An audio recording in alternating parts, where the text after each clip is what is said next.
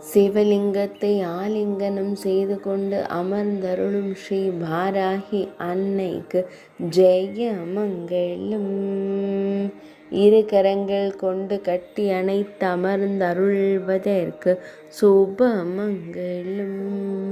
அழகிய கேழல் திருமுகம் கொண்ட தேவிக்கு சுப மங்களம்.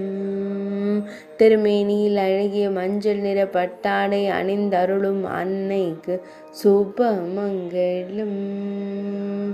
கேழல் திருமுகத்துடன் திருக்காட்சி தந்தருளும் படை தலைவியான அன்னைக்கு சுப மங்களம். பஞ்சமி திதி நாயகியான தேவிக்கு ஜெய மங்களம். ஆனந்தமாய் அமர்ந்தருளும் அன்னைக்கு சுப மங்களம். அமைதியாய் அமர்ந்தருளும் தேவிக்கு ஜெய மங்களம். தேவி லலிதையின் படை தலைவியான அன்னைக்கு சுப மங்களம்.